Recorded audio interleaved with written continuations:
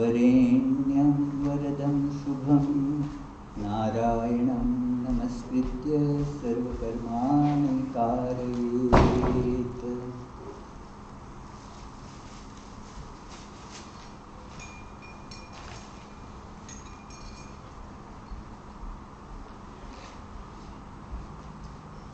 ओम विष्णु,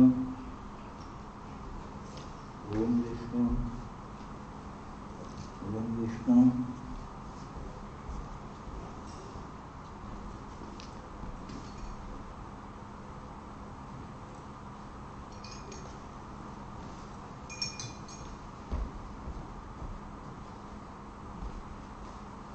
ओम तद्विष्णोः परमं पदं सदा पश्यन्ति सूरयः दिवीव चक्षुरा ततम्।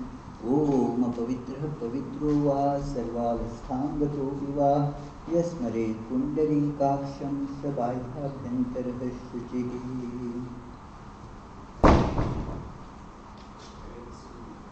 ऐं श्री गुरुवे नमः, परमगुरुवे नमः। ओम परापर गुरुवे नमः। ओम परमेष्टि गुरुवे नमः। ओम गणगणेशाय नमः। ओम ऐं सर्वदेव देवी स्वरूपाय श्रीरामकृष्णाय नमः। आं ॐ फट् स्वाहा।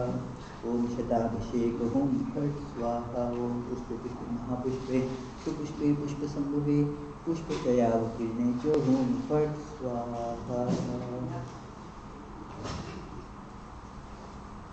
ओम दुर्गे दुर्गे रक्षिणी स्वाहा। आं ॐ फट् स्वाहा। ओम भूतशृङ्गाटाक्षिरजीव शिवं सुषुम्नापथेन परमशिवपदे योजयामि स्वाहा। ओम यं लिङ्गशरीरं शोषय शोषय स्वाहा। ओम रं संकोचशरीरं दहदह स्वाहा। ओम परमशिवं सुषुम्नापथेन मूलशृङ्गाटमूलसोलसप्रज्वल सोऽहं हंसः स्वाहा। आं ॐ फट् स्वाहा।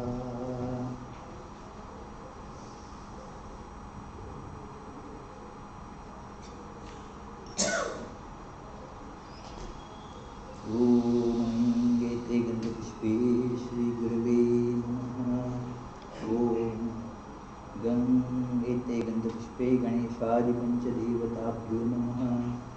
ओम एते गन्धपुष्पे समस्त अन्य पूजनीय देवताभ्यो नमः।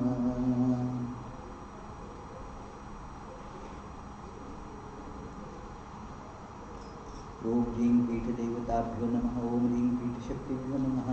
ओम ऐं सर्वदेवदेवी स्वरूपाय श्रीरामकृष्णाय नमः इत्यस्य मन्त्रस्य ब्रह्मऋषि गायत्री छन्दः सर्वदेवदेवी स्वरूपः श्रीरामकृष्णो देवता ऋष्यादिन्यास्य विनियोगः। ओम ब्रह्मणे ऋषये नमः। ओम गायत्री छन्दसे नमः। ओम ऐं सर्वदेवदेवी स्वरूपाय श्रीरामकृष्णाय नमः। ऐं नमस्काभ्यां नमः रामकलिभ्यां स्वाहा। मं मध्यमाभ्यां वषट् लिङ्गनामिकाभ्यां नं कनिष्ठाभ्यां वषट्। ऐं रामकृष्णकल्पलपृष्ठाभ्याम् अक्षाय फट्। ऐं हृदयाय नमः रामशिरसे स्वाहा। मं सुखायै वषट्। ह्रीं कवचाय मुष्ठं नेत्राभ्यां वषट्। ऐं रामकृष्णकल्पलपृष्ठाभ्याम् अक्षाय फट्।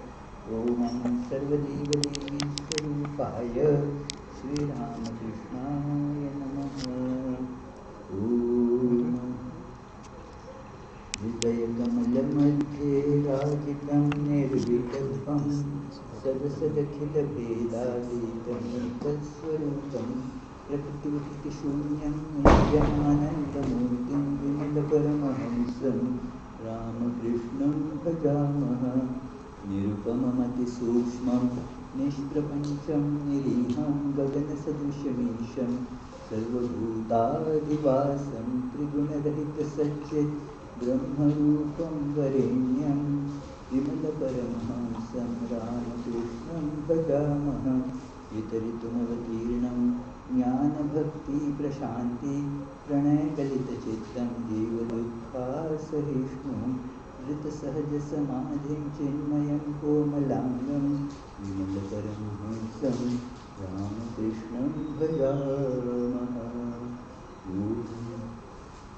पद्मासने दर्शनं दद्यात् सहस्रारकृतामृतैः पाद्यं चरणयोर्दद्यात् मनोसौख्यं निवेदयेत् तीनामृतीनां च नीयं स्नानीयं तेन च स्मृतम् आकाशतत्त्वं वस्त्रं स्यात् गन्धः स्यात् गन्धतत्त्वकं चित्तं प्रकल्पयेत् पुष्पं धूपं प्राणान् प्रकल्पयेत् तेजस्तत्त्वं च दीपार्थं नैवेद्यं स्यात् सुखां विधिः अनाहतध्वनिर्घण्टा वायुतत्त्वं च चामरं सहस्रारं भवेत् छत्रं शब्दतत्त्वं च गीतकं नृत्यमिन्द्रियकर्माणि चाञ्चल्यं मनसस्तथा सुमेखलां पद्ममालां पुष्पं नानाविधं तथा मायाद्यै भावपुष्पैः अर्चयेद्भावगोचरम् अमायम् अनहङ्कारमरागममदं तथा अमोहकमदम्भं च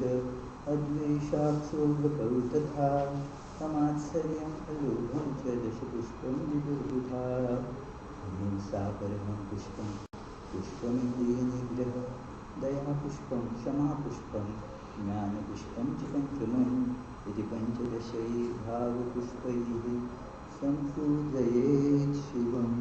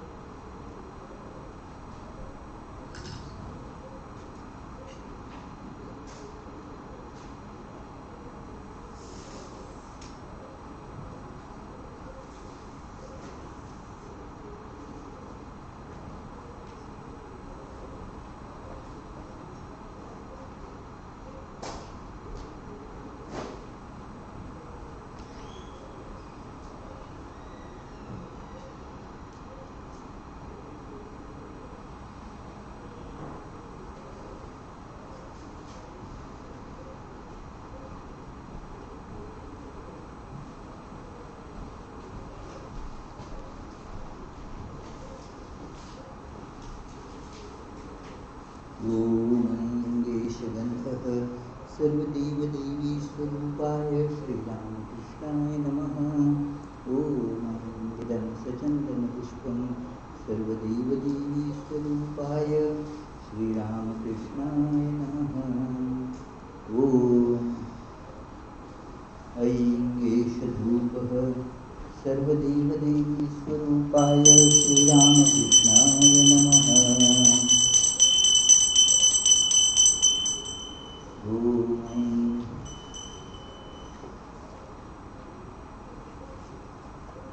एषदीपः सर्वदेवदेवीस्वरूपाय श्रीरामकृष्णाय नमः।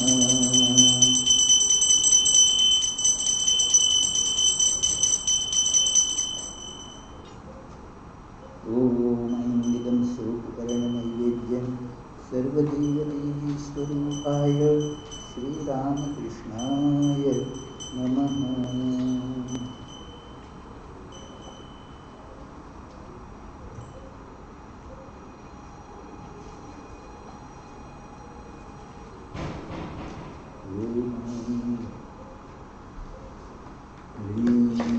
गन्धपुष्पे सर्वदेवदेवी स्वरूपिण्यै श्रीशारदादेव्यै नमः। ॐ एते गन्धपुष्पे श्रीमद्विवेकानन्दाय नमः।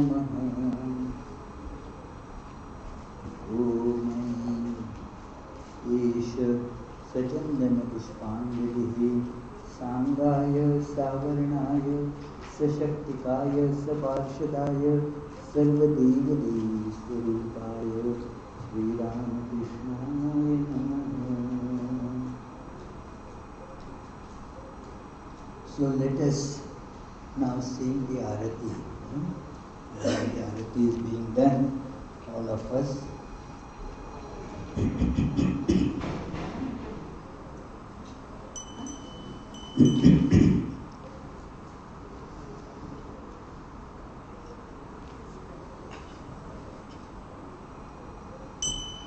Om etasye nirajana deepamalaye namaha. Om etadvittaye devaya vishnave namaha. Om etat sampradhanebhyo pujaniya devebhyo namaha.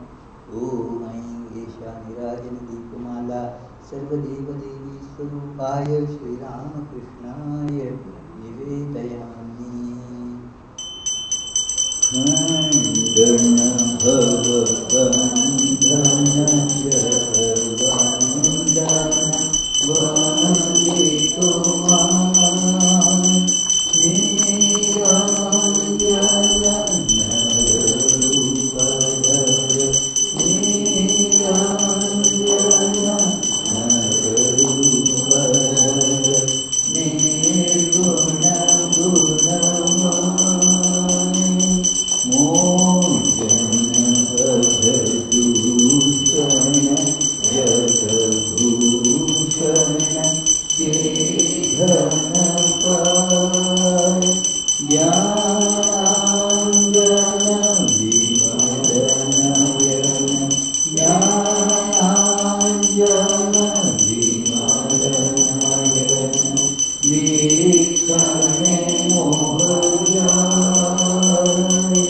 bhaswara bhavasagar Shirapurnada prema patha bhaktarjana yugaracharana bhaktarjana yugaracharana karana bhavapaya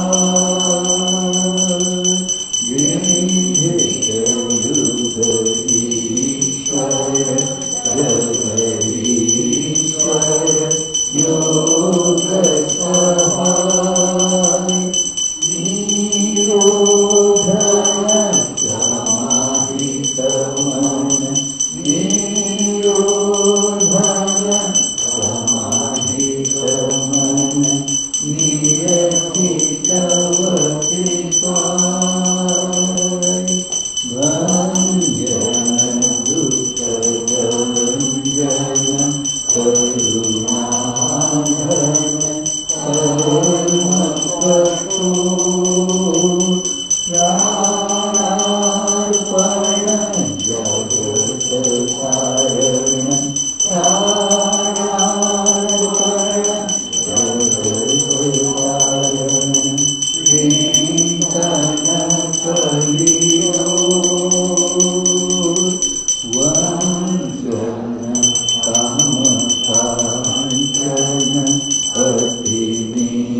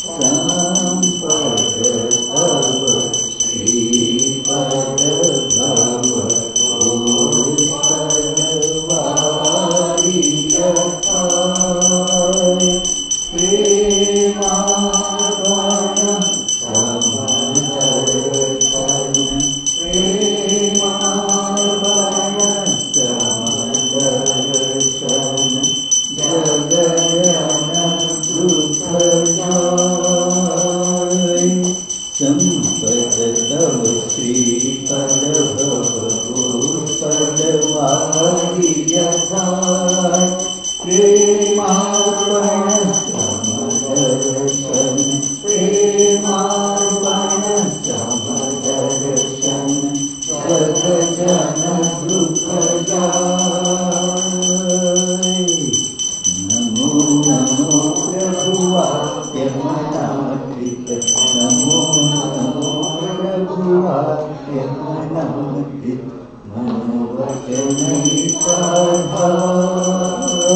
प्रभु मनोवचनैकाधार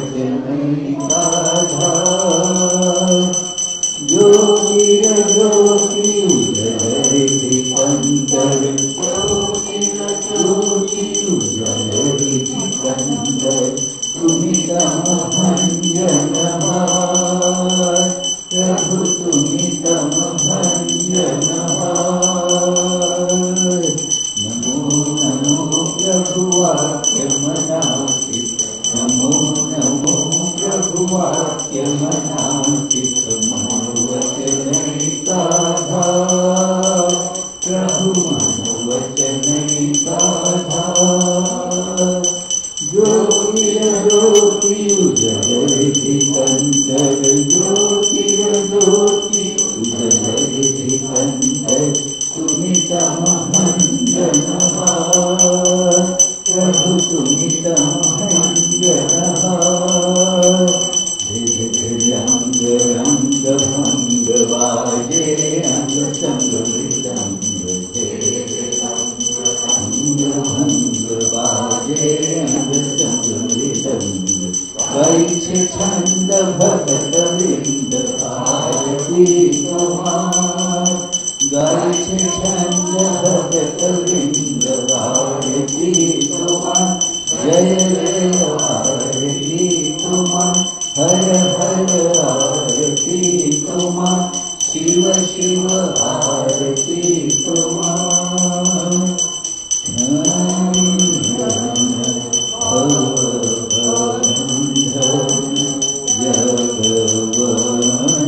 जगवंदन वंदे तुम्हारे जय श्री गुरु महाराज जी जय।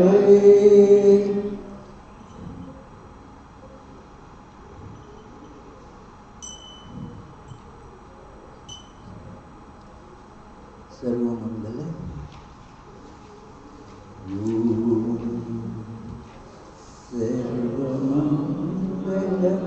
सर्वमंगलमांगल्ये शिवे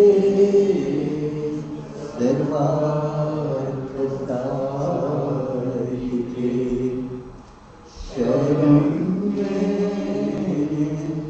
त्र्यंबके गौरी नारायणी नमोस्तुते। सृष्टिविनाशानां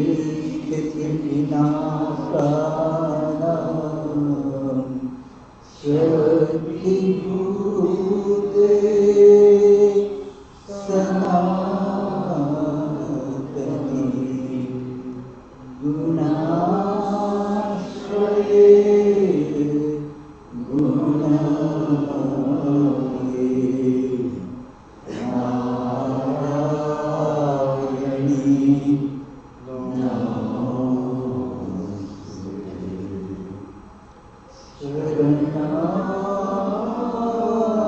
शरणागत दीनार्थ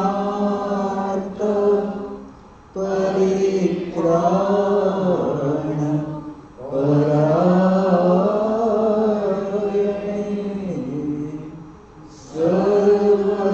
सर्वस्यार्ति हरे देवी Narayani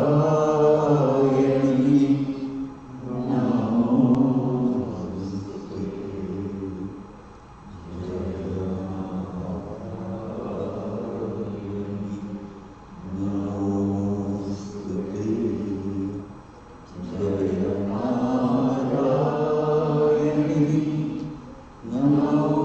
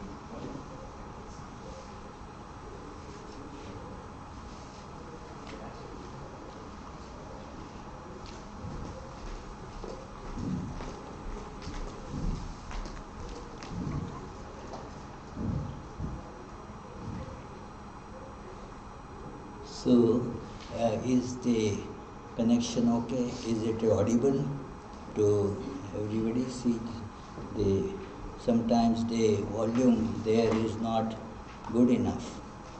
So please check what the listeners are saying. Maybe you put a question. Is audio okay?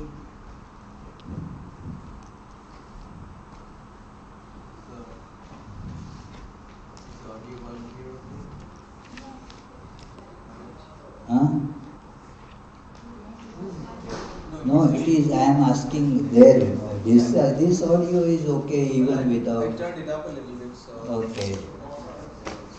No one responded. Yeah, you can ask, is YouTube okay? Is the YouTube audience okay Yes. with the audio? Manish responded. Okay. Very good. So every year during the summer months, we have been conducting a retreat, a day-long retreat with the Vedanta Society. It is going on for a long time. This because in the summer months, when we were having Bhagavad-Gita classes in the Hindu temple in Middletown, there would be 2 months gap. I would give, 2 months we will not have it. But then it was suggested that the 2 months gap is kind of long. Why not have something in the middle? So one day-long retreat was suggested. It was not happening at the temple, but at somebody's home. So many homes, they offered their space for this purpose.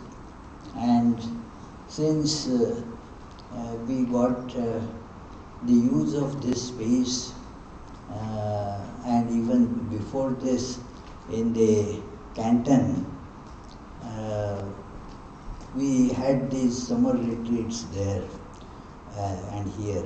So we take up some theme, and especially since these classes are about usually focused on Bhagavad-Gita, the topic also is something that is connected with that.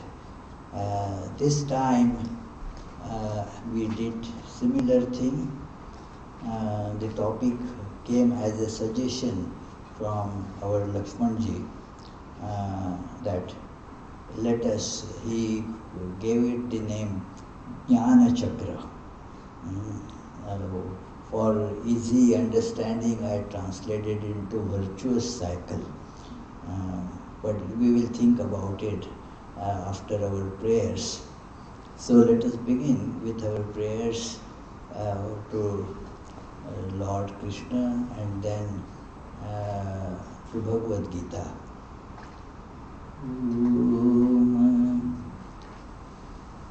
Vande Vamshidharam Krishnam Smayamana Mukhambujam Pitambaradharam Neelam Malyachandana Bhushitam Radha Chitta Chakurendra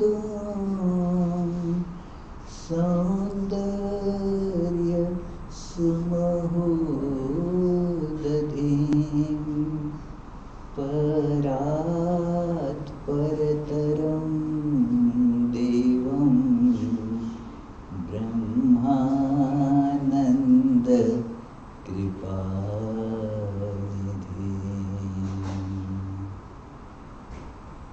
ॐ पार्थाय प्रतिबोधितां भगवता नारायणेन स्वयं व्यासेन ग्रथितां पुराणमुनिना मध्ये महाभारतम् अद्वैतामृतवर्षिणीं भगवतीम् अष्टादशाध्यायिनीम् अम्ब त्वामनुसन्दधामि भगवद्गीते भवद्वेषिणी.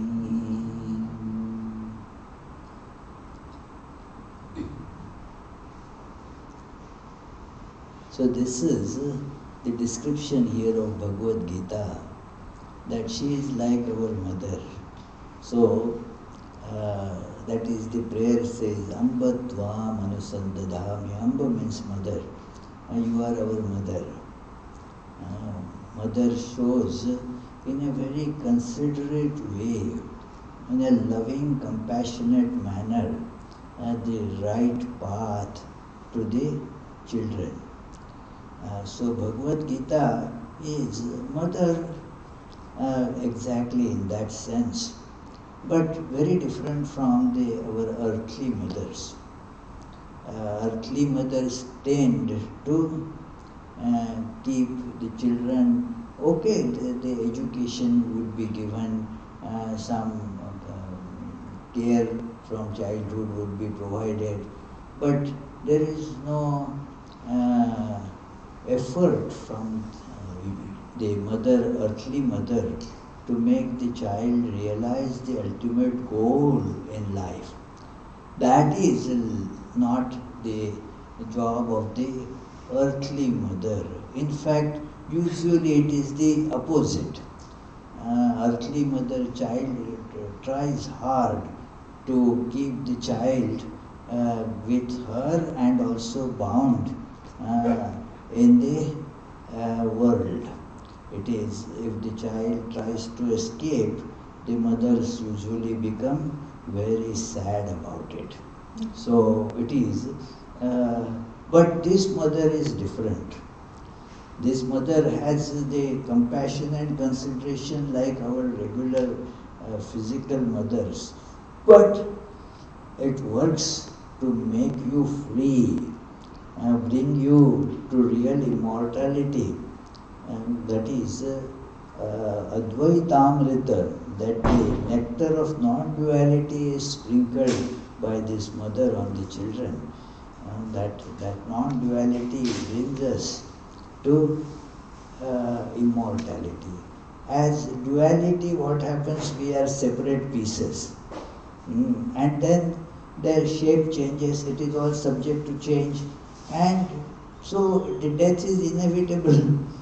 It is changing. One link in that change becomes death and rebirth. We saw that in Bhagavad-Gita studies. Jatasya hi dhruvo mrityu dhruvam janma mritasya cha. That cycle is inevitable. That if you are born, what is certain? Where you will be stationed, where your home will be, not certain at all. What profession you will be in, you don't know about it. What kind of relationships you will get into, you are not clear about it, no certainty about that. What diseases you will be visited by, nobody wants that, but then they come. Again, there is no certainty about that. One thing is certain, death. Everybody, jatasya hi dhruvo mrityu. that if you are born, then the day you are born, your journey towards death begins. So, that is the inevitable result of the perception of duality sans non-duality. Duality perception as such is fine if it is accompanied by a stronger perception of non-duality. Like the ocean, you see, the waves, if you see, fine. But you should see the oneness of all these waves in ocean. Then that is a complete picture. Otherwise, only waves, it is all confusion. This wave, because wave has no stability. It rises, falls down. And when connected with the wave, it becomes, the life comes to a, what is commonly used phrase is vicious cycle. One worldly impression that it is not that they are really all considered vices, but they are connected or tied to the changing aspect without considering the unchanging aspect, and thus you build more and more momentum in the wrong direction. So the process has to be reversed, and Bhagavad-Gita, Vedanta in general, and really all religions in general, they speak about, therefore, this cycle of having the virtues in life, that it is the spiritual qualities need to be developed, built up.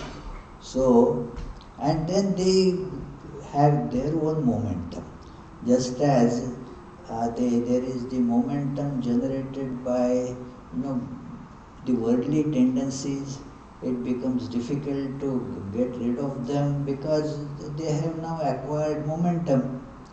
These other tendencies also, they have to be built up to an extent that now they will have force of their own, momentum of their own. So that is the topic of discussion today, and we will be reverting to that in due course multiple times. So the first part of this retreat will be understanding of what spiritual virtues are to be cultivated in life. They need to be cultivated. One thing is that this is not a natural thing. By nature, everything goes to what? To further deterioration. That is the name of nature. Nature automatically takes things to more deterioration. Like you cook something nice today, keep it especially in the summer times. For after 3 days or even 1 day, what? Pritha, will you like to eat it? No, it is all to be discarded because it deteriorates. With time, things deteriorate. Put in a simplistic manner, that is how this thermodynamics, second law of thermodynamics is, that things tend to degenerate. They do not automatically regenerate. The process goes, that it is even, that is why Lord Krishna says that I have to incarnate again and again, because once I gave the message, people corrupt it for their own fulfillment of their own these sensual propensities. They somehow change it. So Lord has to come again and again. And that is how the 4th chapter of Bhagavad-Gita begins. That, oh, I had told this yoga many eons ago to Vivaswan.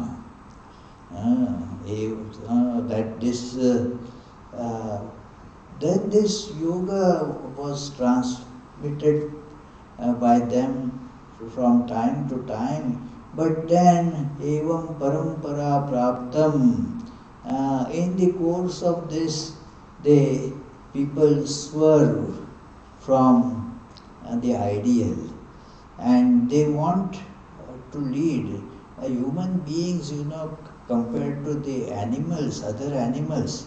We are more intelligent, but use our intelligence in the wrong way, means to perpetuate, to hold on to our wrongdoings. We become, that kind of a criminal lawyer against our own good, that we defend our wrong tendencies, that no, this is, and then we quote scriptures for that. Lord Krishna says like that in Bhagavad-Gita, that renunciation is not right.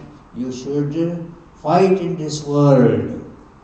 Now, by reading some one sentence here and there and throwing it on the face of somebody, and that is not the message of Bhagavad-Gita. It is. So, Krishna says, therefore, that I sambhavami yuge yuge, I have to come again and again. Arjuna got a bit, irritated in a way, not irritated, but he was finding it all funny. That, oh Krishna, you and I are of the same age. How could you have told this yoga many aeons ago to Vivaswan? And Krishna tells that, Bahuni me vyatitani janmani tavacha Arjuna, that I and you both, you and I, we were born many, many times before. The difference is, I remember all of them, while you don't remember. Tani aham veda sarvani natvam vedha parantapa. That you, O Arjuna, do not have recollection of them, but I know all of them. So that is the difference. Because of the identification with body, we think that this is I. No. When you say, for example, that Ankur can remember very easily that how many different houses he lived in. Maybe how many, a dozen or more, I think, isn't it? Yeah. So he remembers those houses, those places that he lived in. Why? How could he remember that? Because he knows that house is not I. I went to live in that house, and that's it, Then I went to live in another house. No problem about that. We don't think that the body is house and I am the indweller. We identify with the body, born, when the body borns, as if I am born. When the body dies, as if I die. So, beyond this body, I cannot think of myself. We can think about myself without the particular home, particular house, because we know that I take for my convenience. If I have a job, say in Connecticut, I don't want to have a house in Florida. It will be difficult, you see. So It is thus you take the house according to your convenience, but you know that you are not the house. You are the indweller of the house. So Krishna knows that, so he remembers all the houses, all the bodies that he took.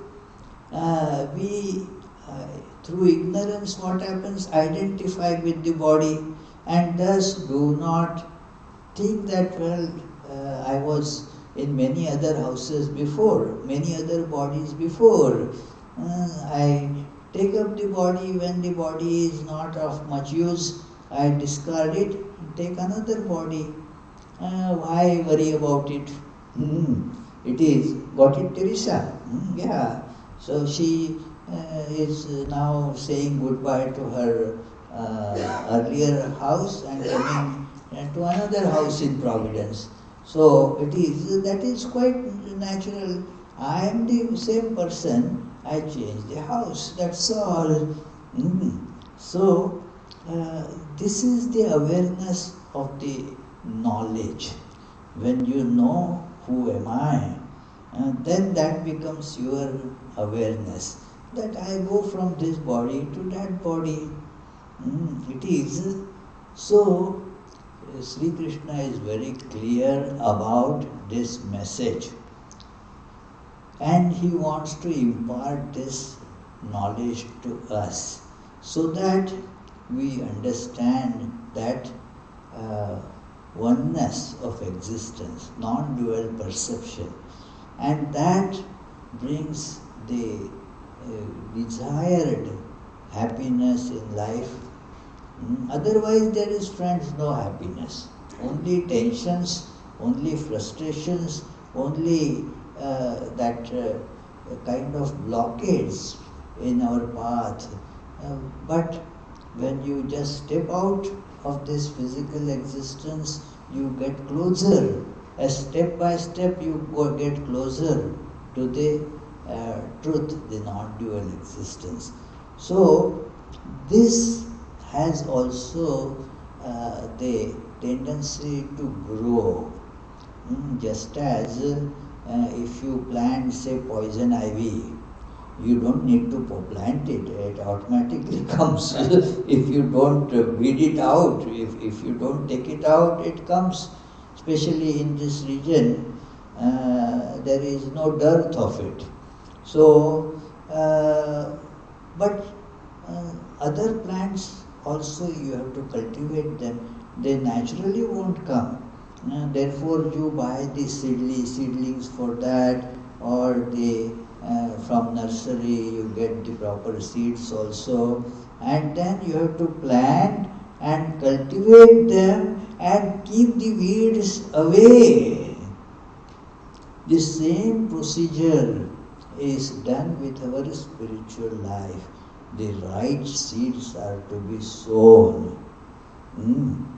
Then they have to be protected. They, when they germinate, the little plants need to be what?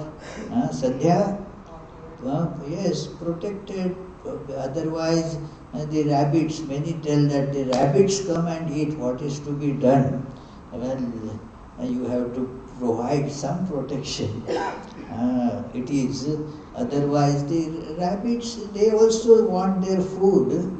So you want to cultivate the plant, but that rabbit may think that it is being provided as a food to it. So nothing wrong in that rabbit.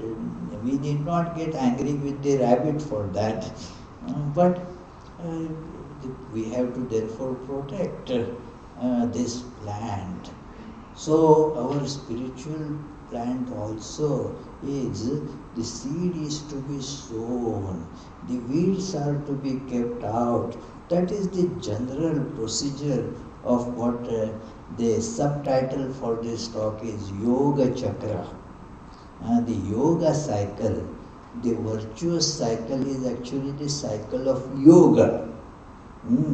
Otherwise, it is what cycle we get in is a bhoga cycle. Instead of yoga cycle, it becomes bhoga cycle and then roga cycle. Roga means disease, you know. It is the cycle of disease. Because the body is subject to diseases. Even the holiest of the bodies, it is subject to diseases. You cannot be like body I will have, but no disease at all. No, the body means that. It is, in fact, the diseases, when the children get cough, cold, there is some, the pediatrician said that is natural, it is good, it is building up the resistance, you know. So, the disease is part of that life. So, our life glued to the sensual enjoyments, where does it lead us? It is a bhoga cycle. Bhoga cycle.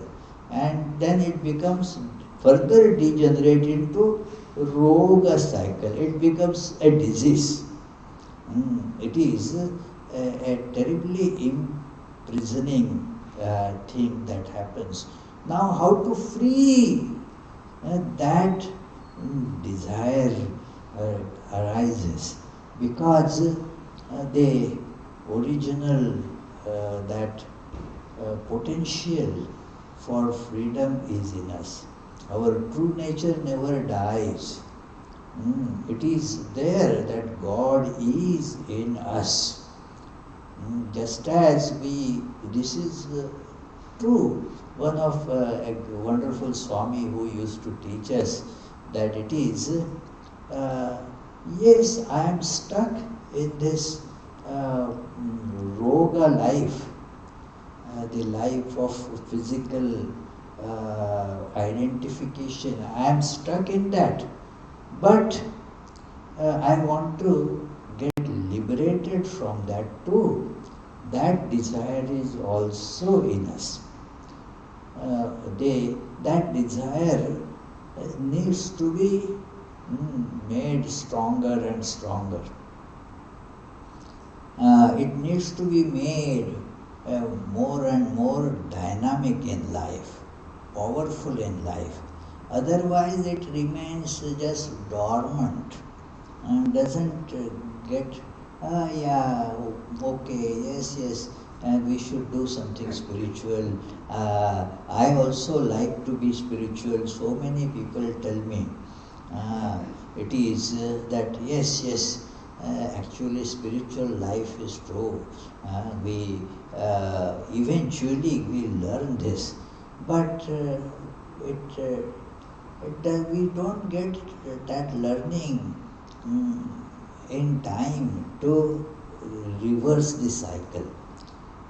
Too much time gets passed into this, and thus the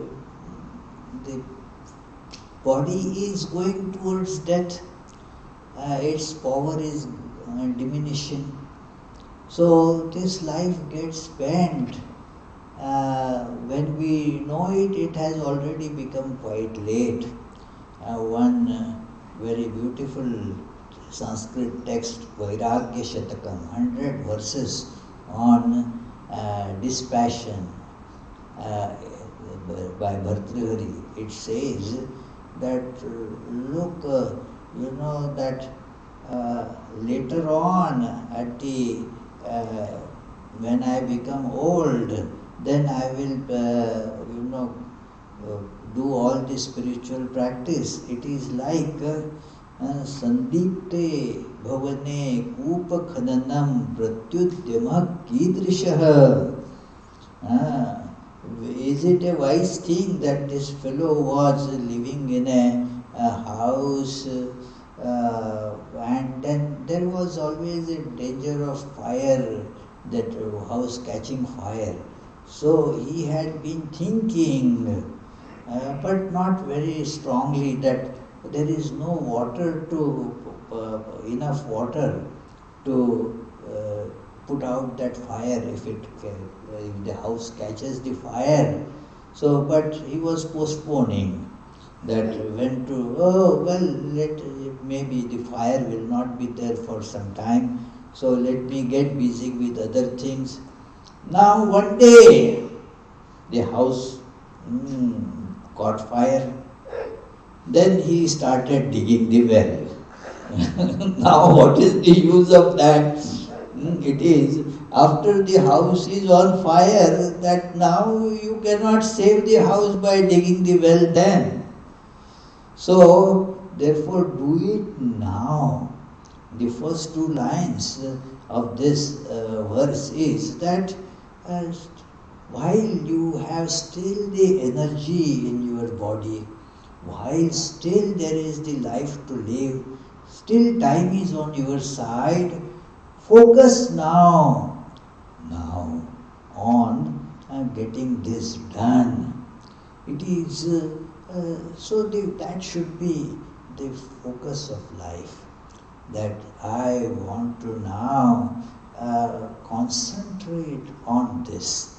So before it is too late, we used to sometimes get that Dr. Chandranarayan in these meetings, Where is he these days? So he was going to move to Florida from here, but so he told an example and he gave very nice being in that heart care profession, surgeries and all that. So he said, well, postponement is one thing, procrastination is another thing. If there is some particular reason to postpone your surgery, that can be understood. But people are scared of surgery, so they not that they postpone, they procrastinate, and then it is too late. I know with a patient that the doctor had prescribed that open heart surgery. Now naturally people are scared even these days. Some couple of decades ago, more people used to be scared of that. So this man said, oh well, okay, soon my daughter's wedding is there, so after that I will do. When is it? 2 weeks. Okay, 2 weeks you can wait. Then, but after 2 weeks he found another reason not to do it.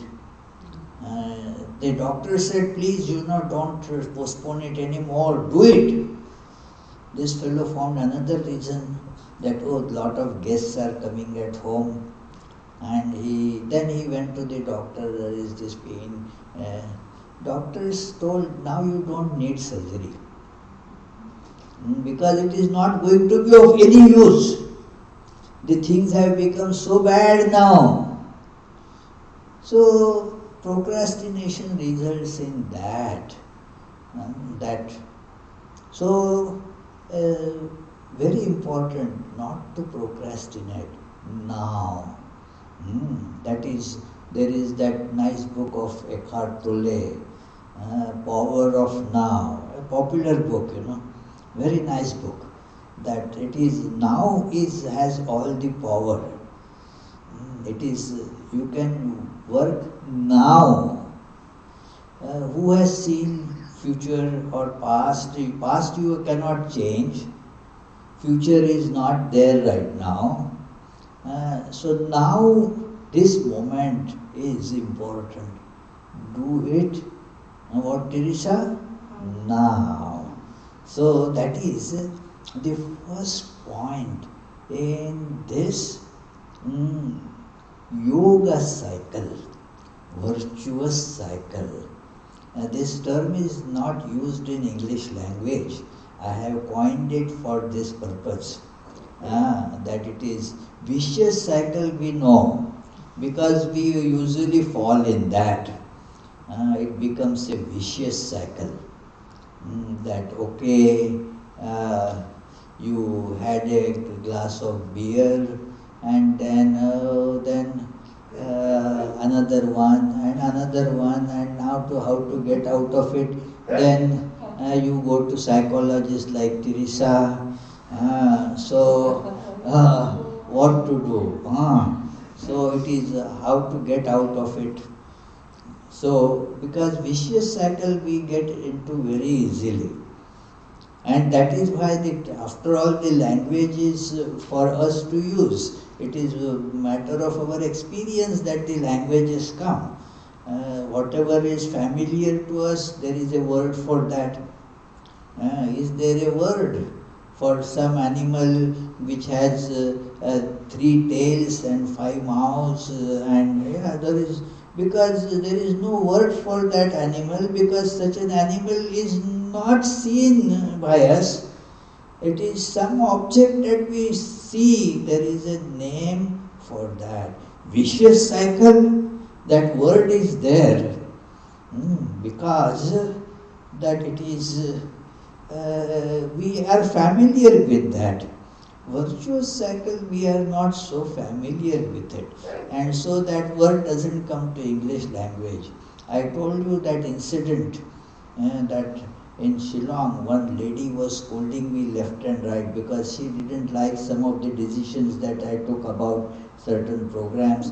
We have our opinions, so and she started scolding me left and right and all that for a long time.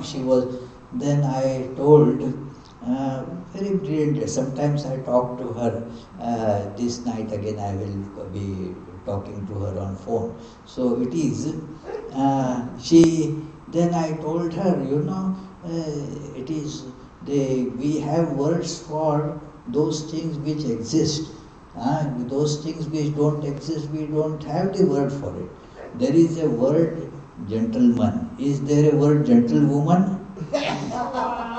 No, because such a thing doesn't exist. Oh, but that lady is smarter than me, So she said, no, it is only some men are gentle and therefore a separate word is needed. Since women means they are gentle, no separate word is necessary. So it is. So of course she won the argument. It is. Why call it virtuous cycling? Because the cycling doesn't happen by itself. The vicious circle is a word because it happens. Virtuous cycling doesn't build up on itself. Therefore, you have to start building it up. That is why there is the poison ivy grows automatically. Nobody deliberately, orders the seeds of poison ivy and let me, plant in my garden. Nobody does that. The virtues are like that. They need cultivation. And that is why it is called culture. Human culture. Culture means that you have to develop it deliberately, conscientiously, with the lot of perseverance. You have to grow it. That is how the spiritual life is growing. These virtues in us, by which it becomes now, these virtues become then natural. So it becomes self-sustaining at some point. They become self-sustaining. That is the meaning of cycle. They become then self-sustaining. You do not have to put in extra effort.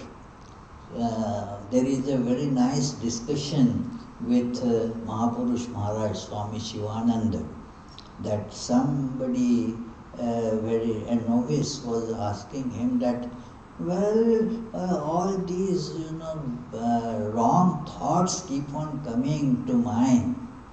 I don't act on them, somehow I control my actions, but they still did. Why these thoughts come?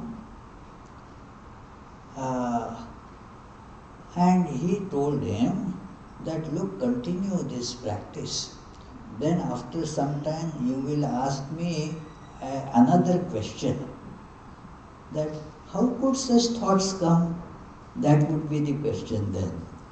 That how could they come? It is not possible for them to arise in that kind of a trained mind, that which is now geared to spiritual life. So then that becomes virtuous cycle. And this is the translation of the word that Lakshmanji sent me. He called it Jnana Chakra. I told him, let us make it Yoga Chakra by giving the emphasis on the practical side. It is here, all of you, I see you often I know that you have the goal clear to you, that what is to be achieved in life, that is more or less clear to us. But things are to be put into practice. And that is the meaning of word yoga, that conversion of the theoretical concepts into tangible, practical living. So, with that, the life will go in the right direction. Otherwise, the ideas will be running riot in the brain.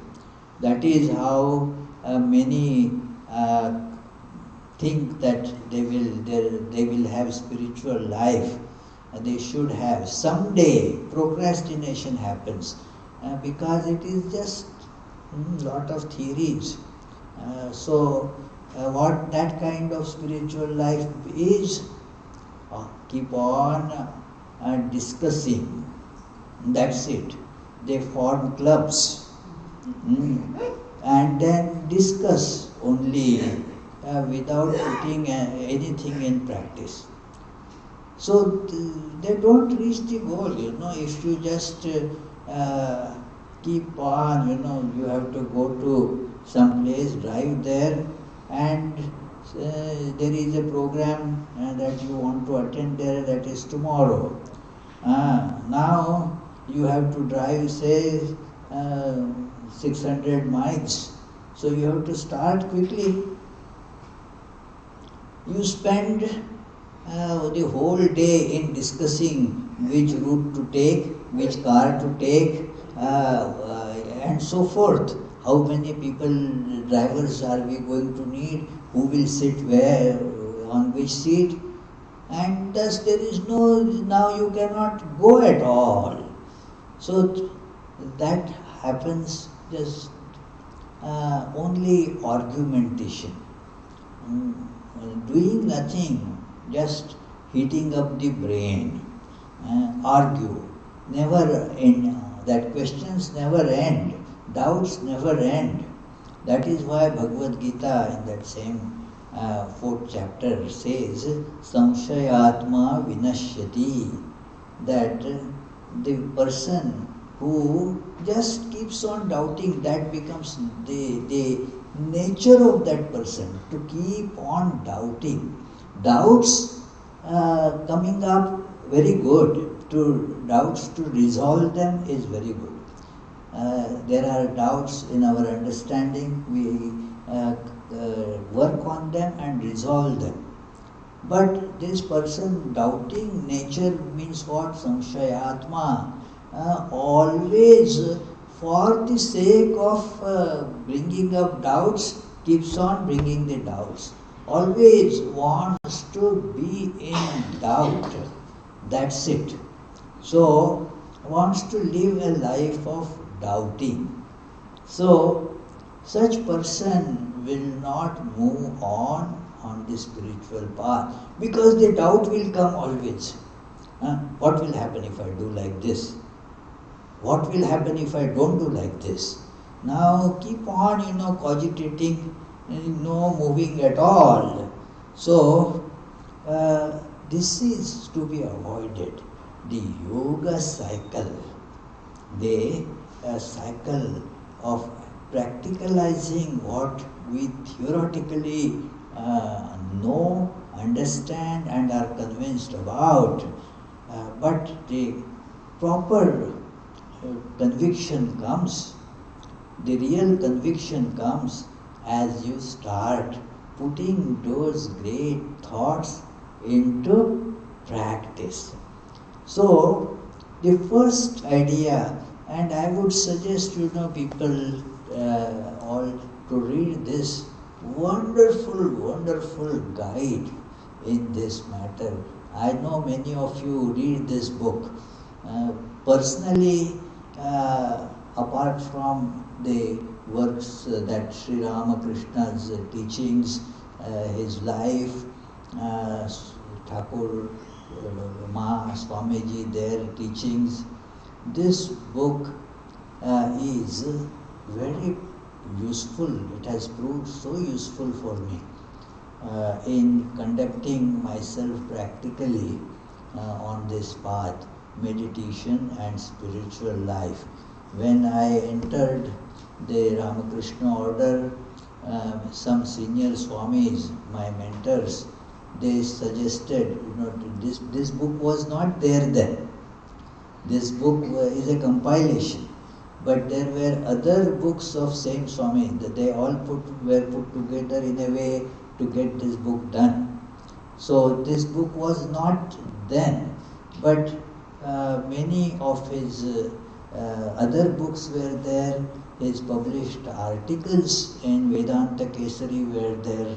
So I was told to read those. They are going to be very helpful to you. So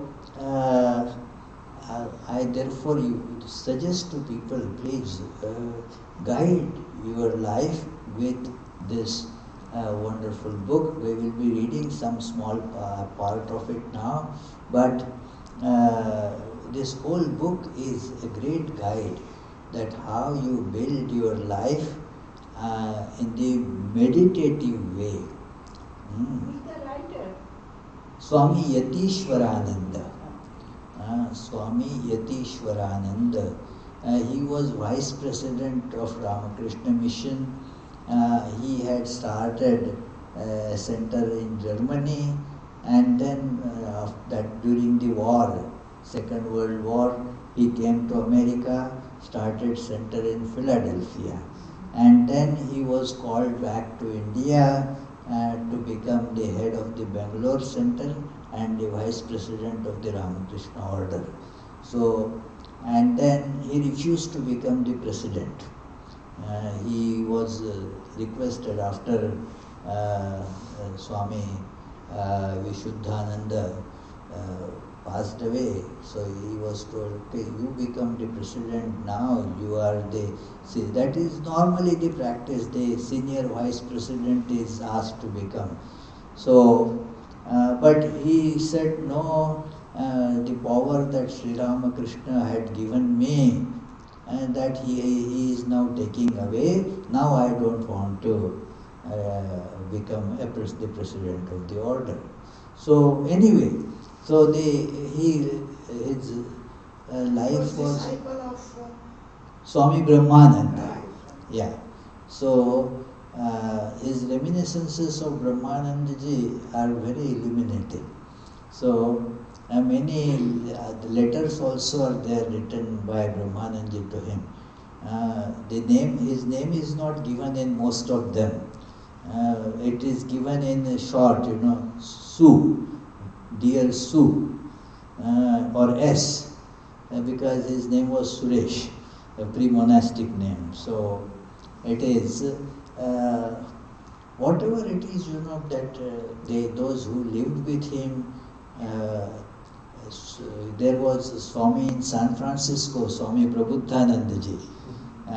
He used to tell many wonderful reminiscences and what he learned from Swami Yatishvaranandaji. So, we will read from this book that how one should conduct practically our religious or spiritual life.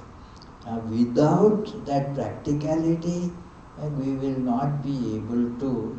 It is not having food that cooking, only reading the recipes, that won't do anything. So this is thus the yoga chakra. That first thing for that is to be clear about the goal.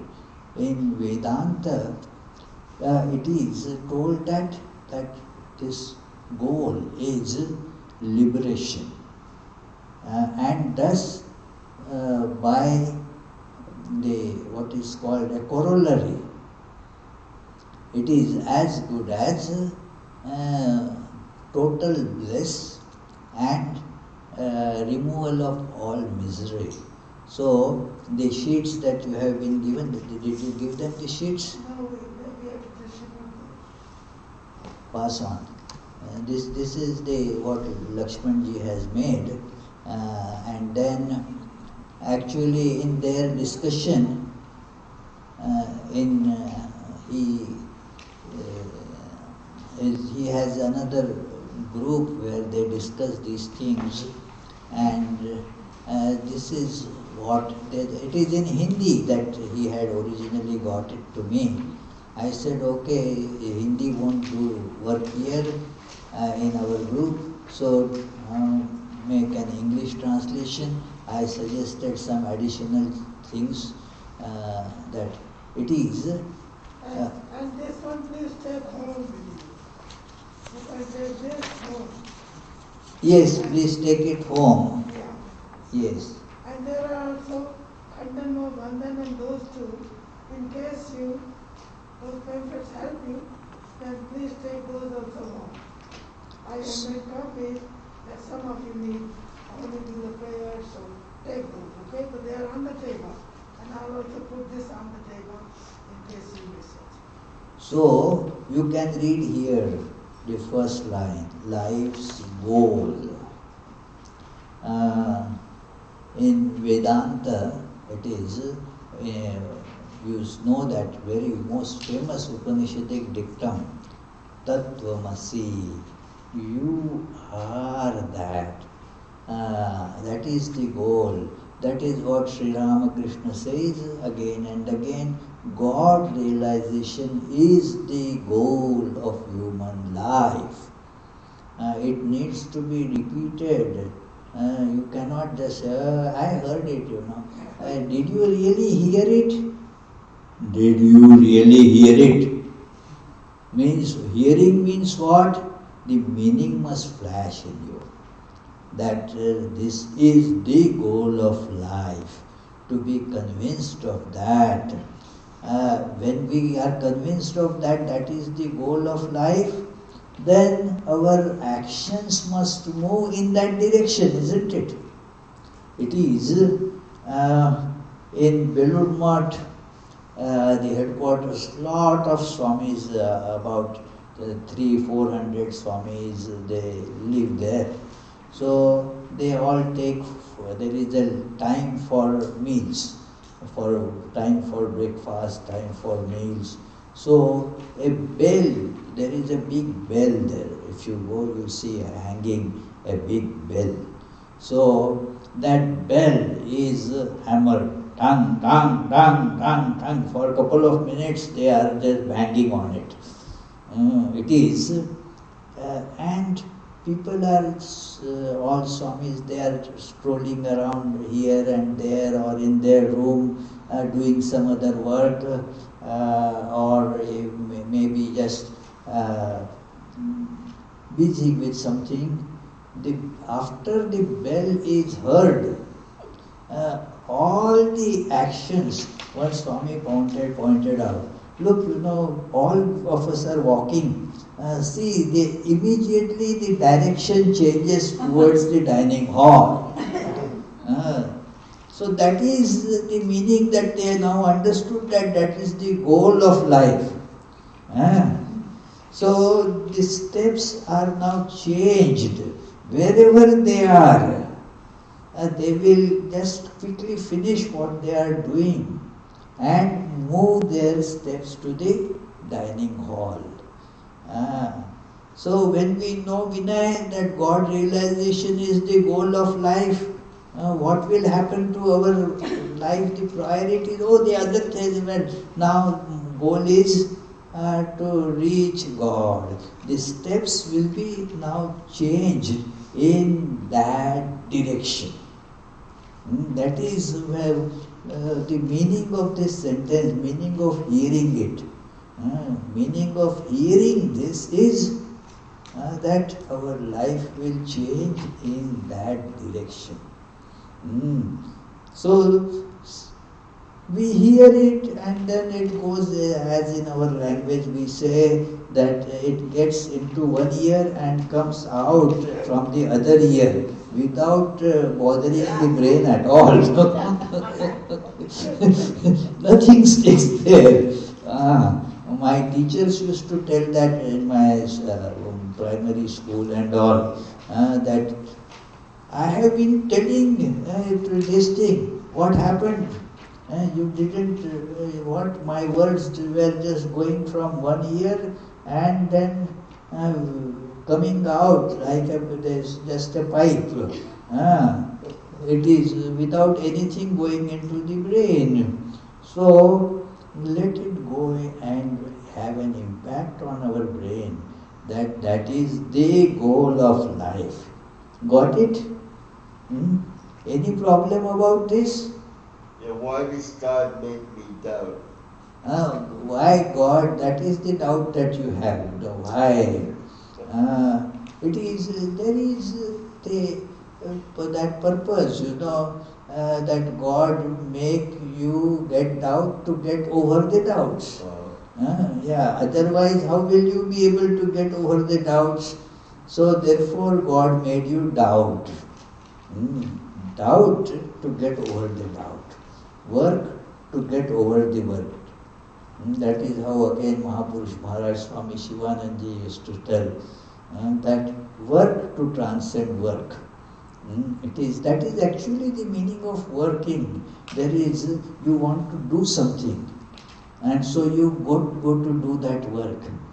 And then when that is done, finished, now you transcend the work. Work to transcend the work. Working is not the goal of life.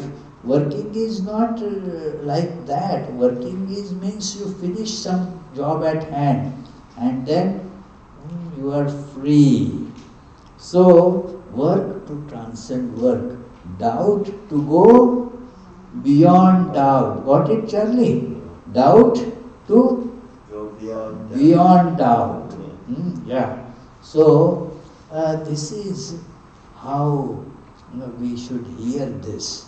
The same thing is told in this great sentence of Chandogya Upanishad, that thou art that. Thou art that.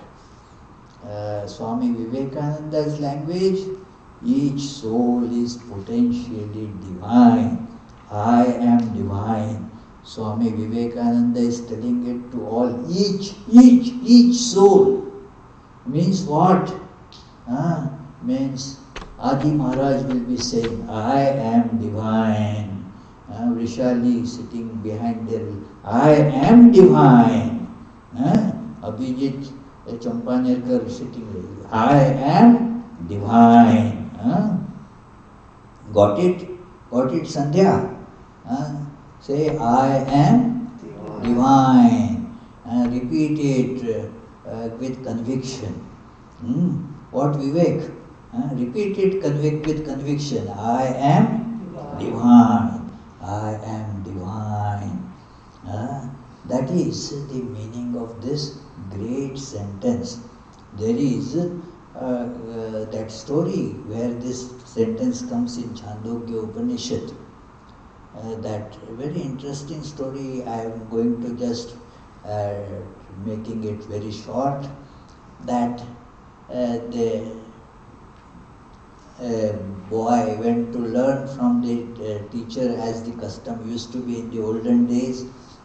For 12 years he was in the dorm, that school. After 12 years the schooling was finished, and then he comes back home. And then the father sees that after this, this fellow doesn't seem to have learned much. He has only become arrogant.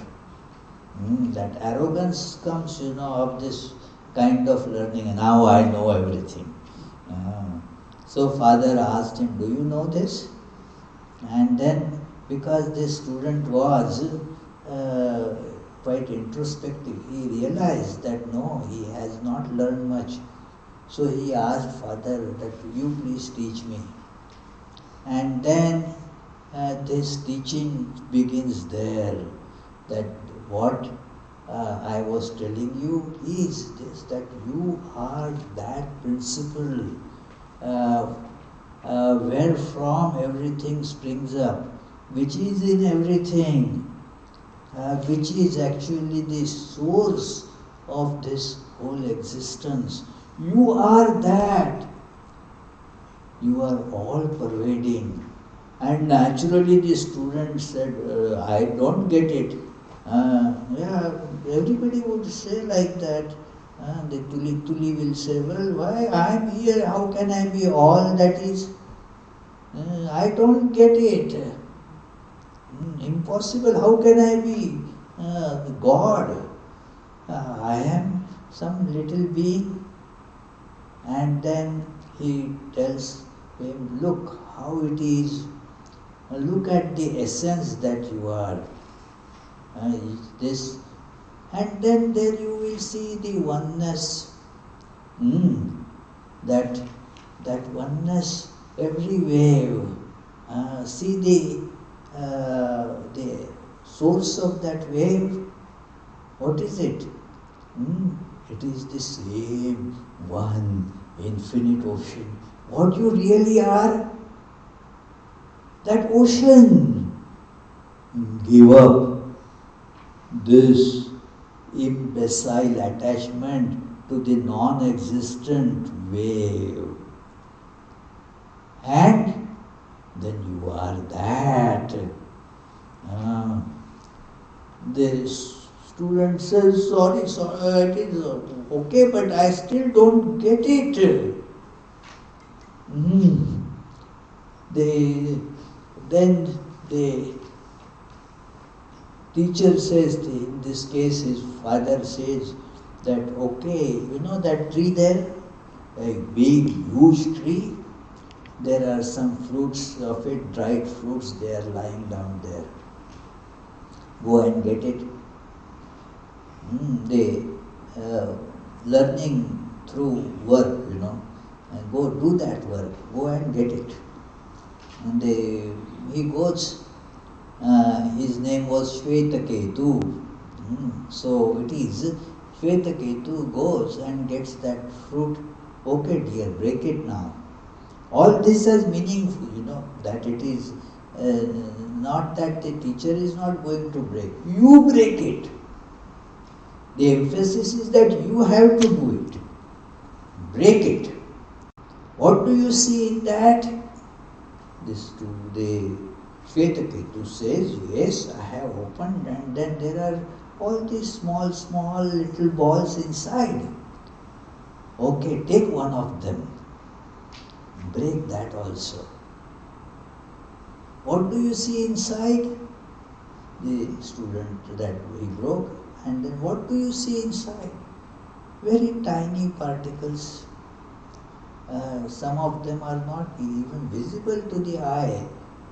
So tiny they are. Okay, good.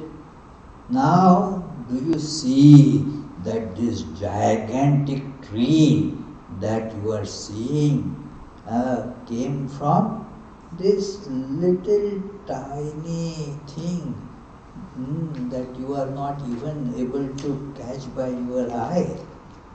That tiny seed was containing the whole tree, isn't it? So know that in you, that whole universe is there. Whole universe is in you. Think of that. Think of that potential. Think of that possibility in you. Believe this. he says that uses this word which again is impossible to translate into English language.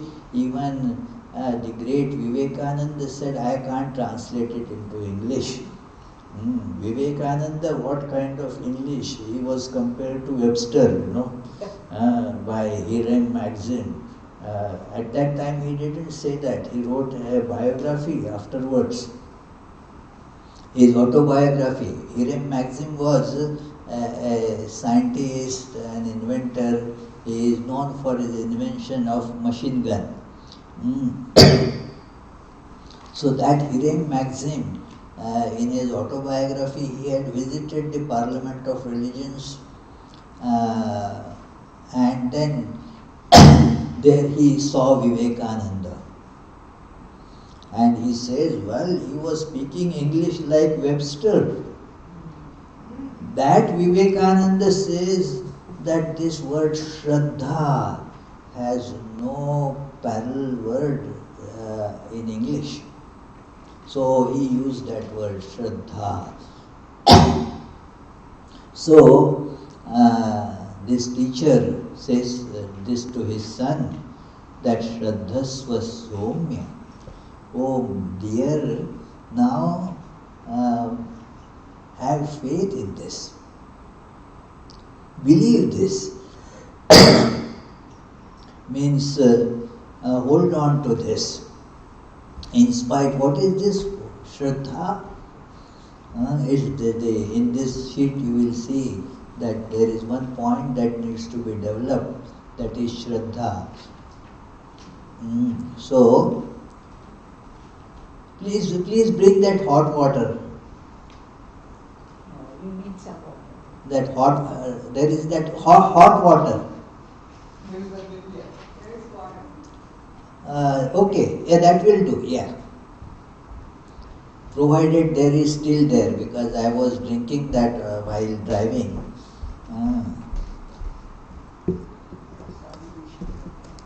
There is some, yeah, enough for now.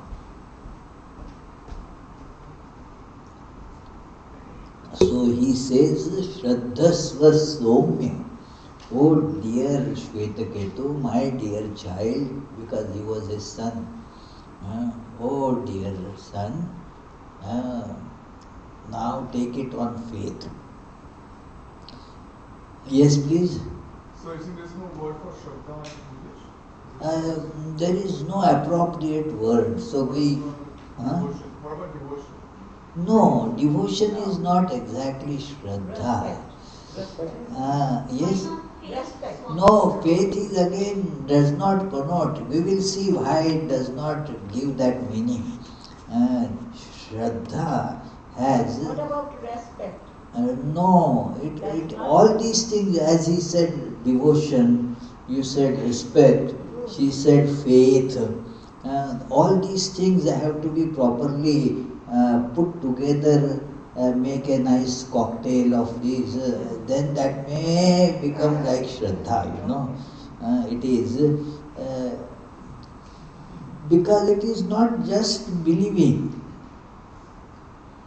It has much more to do.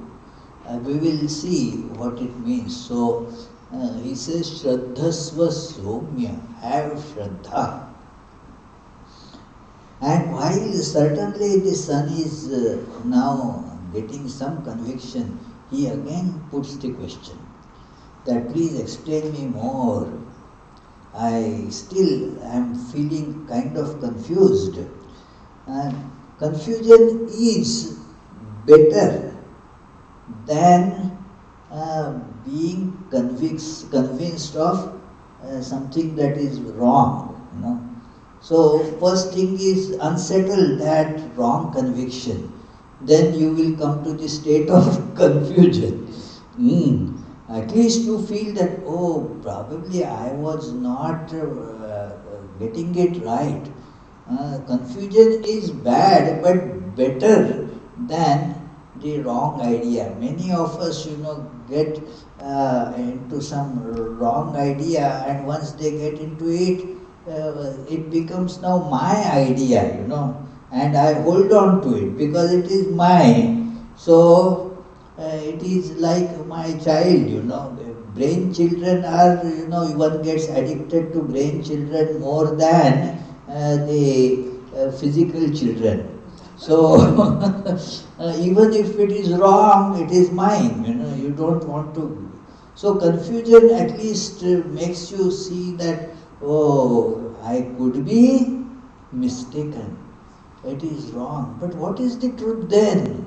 Okay, it is now uprooted, and then you can replant it somewhere. So, that is how it is. The old conviction, might that somebody who gave me some tabla lessons, he asked me, have you learnt it before, some tabla? I said, no. Yeah. Okay, then 6 months you will learn to play something.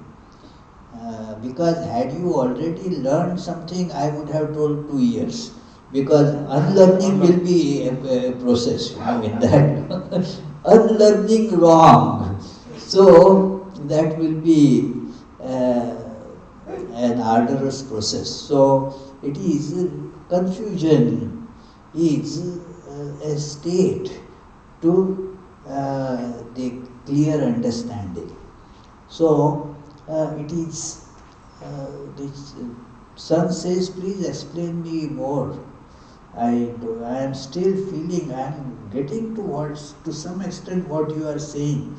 So, 9 times in that chapter, 9 times this has been explained to this Shvetaketu, very famous 6th chapter of Chandogya Upanishad. Again and again, the teacher does not get,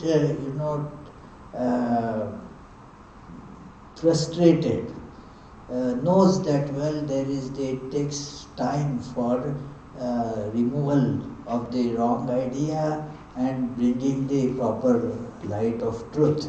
So again and again the teacher repeats it, that, they won't say to people this Yogatmananda is too dull, cannot understand. They will repeat it. Doesn't matter, look at it from this angle. You are not understanding, I will repeat it with a different way, different example, different illumination. They are so poetic, one of them is like this, that those things which you understand easily, that look, the bees, they collect the honey from different flowers. Now, before they collect, it was honey of this, honey of that, honey of that. Now they collect that honey from different receptacles and then put it together in the beehive. Now that honey has lost its original identity. That I am the honey of jasmine, I am the honey of apples, I am the honey of this other plant. Now that identity was what? Because of the receptacle. Now it is brought in the hive. Now their identity is gone. Now understand this and reflect on it. That did that honey have its identity before? It was only the identity of the receptacle. So, Shvetaketu, the essence here, that is the honey, the essence here and essence there, essence in everything, it is same. As that the same water is in this wave as well as that wave as well as that wave. Some wave may be gigantically big, some may be very tiny bubble. Still, the same water essence in all of them is same. So I am pointing out to that unchanging essence. Other is what? It is just an appearance. Before you know what it is gone. But the essence here, essence there, it is identical. Oh, what a beautiful example, So you are that. You are that. That is, this conviction has to be built up. So this is the goal pointed by that. What is time? Can anybody give? 11:52. So we will continue this discussion for a little while, and then we can have a few songs. That Rashmi is there, Abhijit is there, Juhi is there. So you can all sing a few songs, and then we will proceed for the lunch break. No online provision of lunch break. That is the effect, that on online you can get everything that is spoken, but the real essence is missed, okay. So, this is the goal of life. That is the first point in this concise write-up. More simply, relief of all worldly pain and attainment of eternal happiness, which comes naturally to all of us. This Sanskrit written that there is a small mistake, Lakshmanji. It is not Atmika Dukkha Nivritti, but Atyantika Dukkha Nivritti. Yes, Atyantika means total cessation of pain. So, total cessation of suffering. No suffering at all. Do we like suffering? You like suffering? No. Yeah, we want suffering to cease completely. It is in this world we dream about it, that there will be a state when I go to this place, there will be all cessation of suffering. Many in India think that if I go to America, it will be cessation of suffering. And many from America go to India, that they will get all the divine illumination and suffering will go away. It doesn't happen that easily. It is how does it happen? Not by just daydreaming about it, making it as the real goal of life. That Paramananda Prapti, the other component of that is the bliss. That bliss which will never go away from you, because it becomes your true nature. That will not be able to be taken away. It is, you can have, non-sweet tea by not putting sugar or sweetener in it. But can you have non-sweet sugar? No, I want sugar, but that sans sweetness. No, sugar's nature is being sweet. No, you cannot have that. You can have sugarless something, but not sweetless sugar. It is the nature of sugar to be sweet. You don't have to add anything to make it sweet. And you cannot subtract the sweetness from there, because it is its nature. So, the bliss that we come to realize is our nature. It doesn't depend on the circumstances. The happiness otherwise that we get in this world is dependent on something else. Whether say my friend or my spouse gives me happiness or not, whether my son listens to me or not, and that becomes the source of happiness or pain.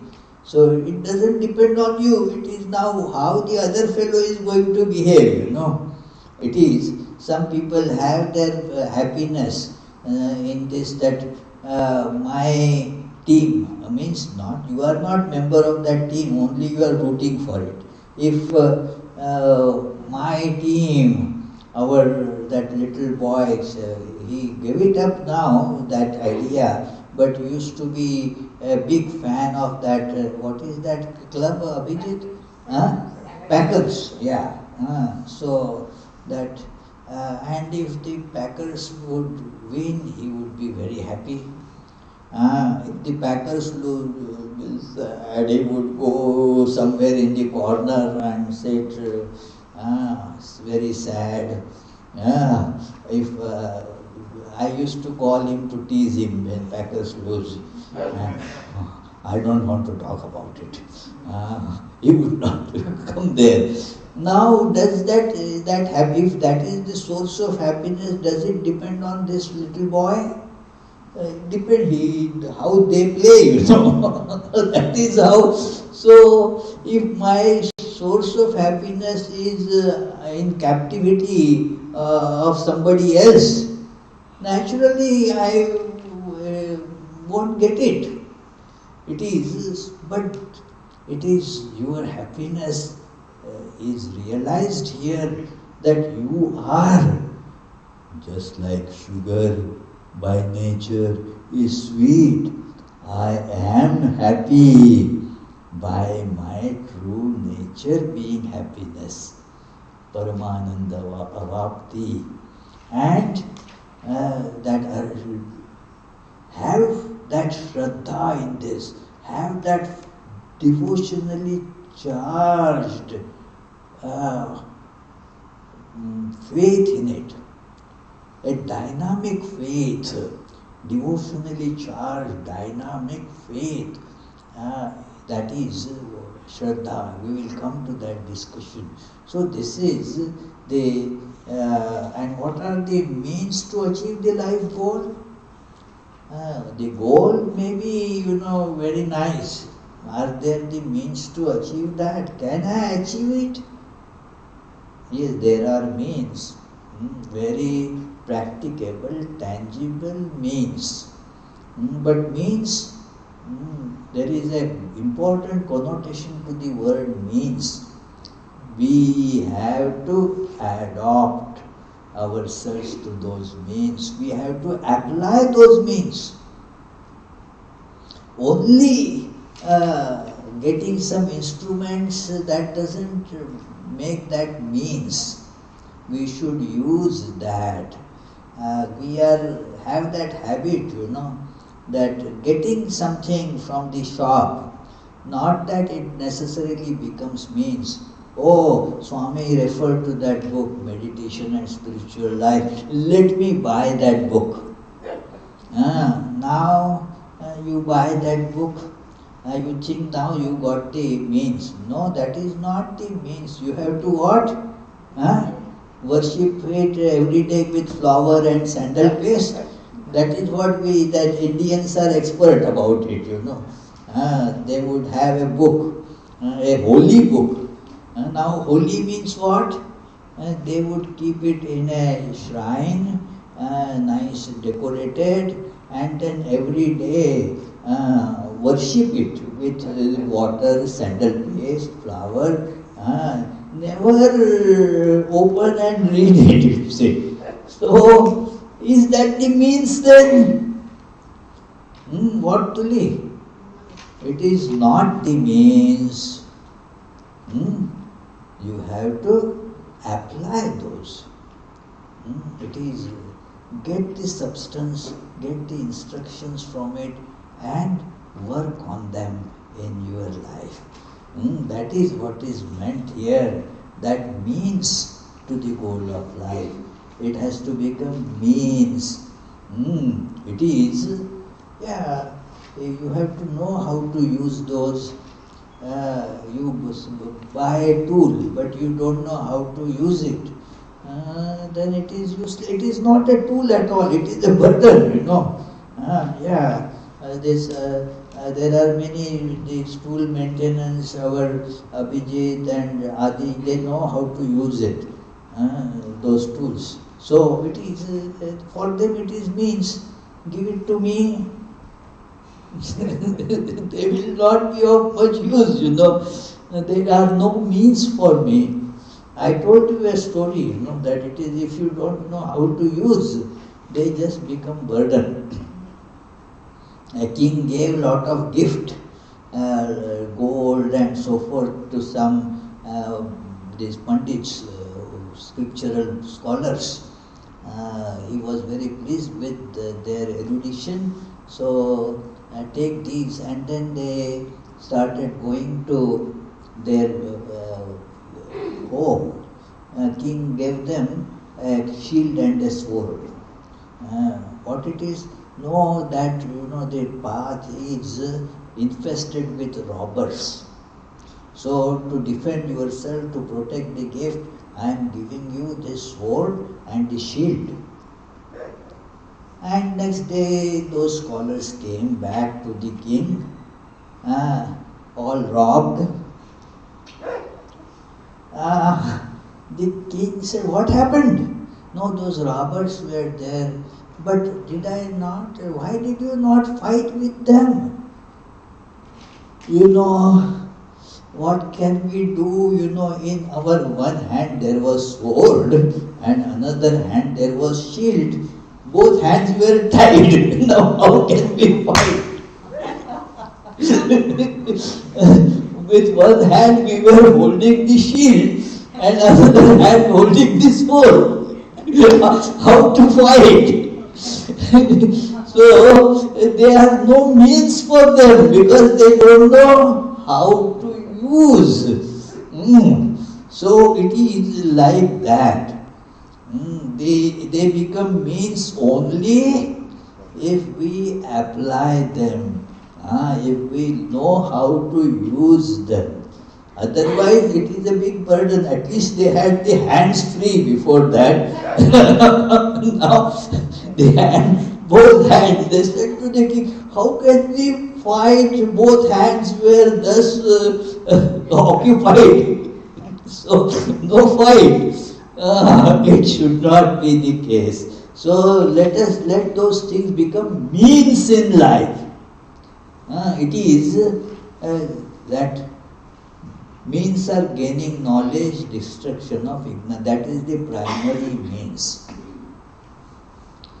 Ignorance, we need not, ignorance is there, but the readiness to give up ignorance.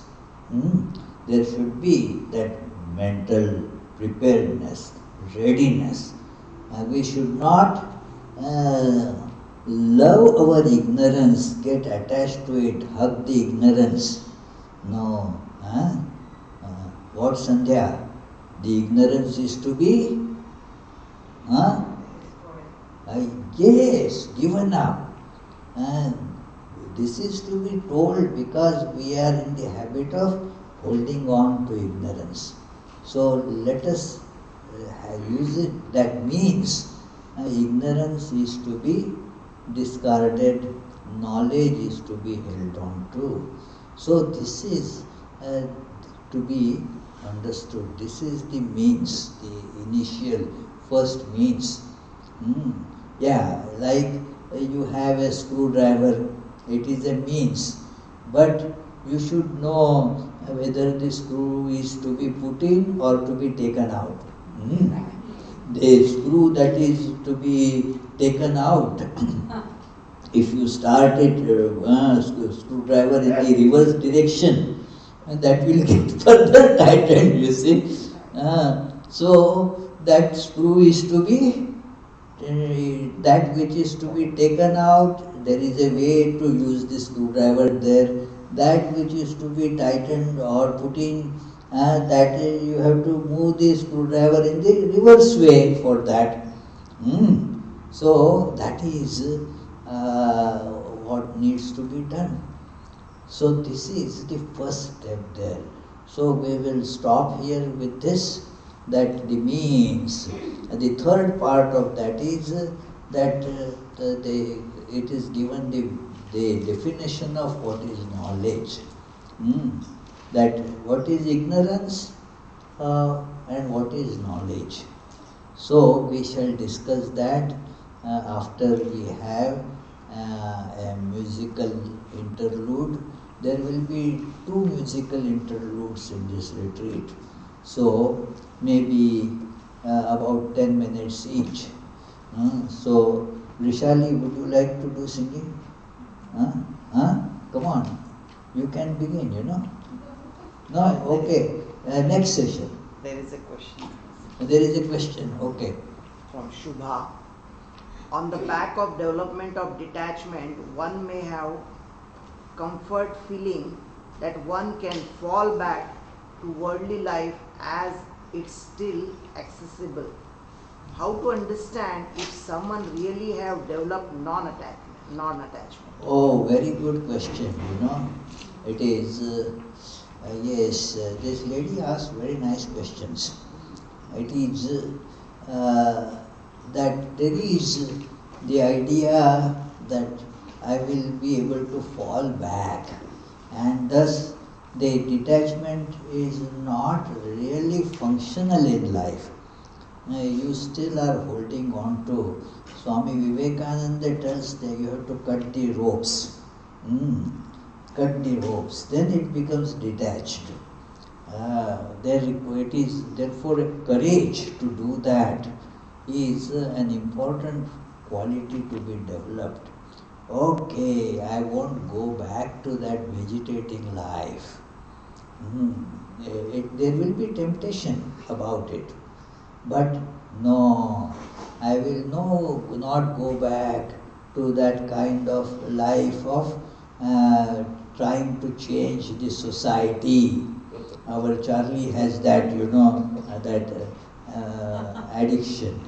That no, I must go and do the protest. Now, and that becomes a habit. Anything, protest. It is. So, now cut that. It is. It was just destroying your the meaningful life that you are leading. So do not keep that, okay, I will fall back on my protesting life. No, I will not do that. Our one Swami used to say that it is basically, it was told for monastic, but monastic not in the formal sense of the term. It is applicable for everyone. Everybody has to renounce, to go to a place that you want to go to, you have to give up the place that you are in. If you want to climb the stair up, now you have to go to the next step on the ladder or the stairs. That means you have to give up the earlier step, isn't it? No, this step I like a lot. Well, then how can you go on the next step? So one has to give up that step and keep on moving forward. It is, don't stay there and even block the way of coming back. That Swami used to say, don't cast a longing, lingering look behind. Don't cast a longing, lingering look behind. It has to be told because it happens that, I can fall back on that. No, cut the ropes. Cut the ropes of returning to the old vegetating life. Decide that this is the goal that you want to go to. and move forward. I was going on a train. That train means it is not a regular kind of train. You have it here also, but I actually had it on in Switzerland. There is that high peak Jungfrau. Jungfrau. So there is the train that takes you on the peak there. So that train, now it is the gravity can bring out that train, and so it has to move forward. So there is the wheels of that train and the track, they are like the gears, so it can move only in one direction, no falling back.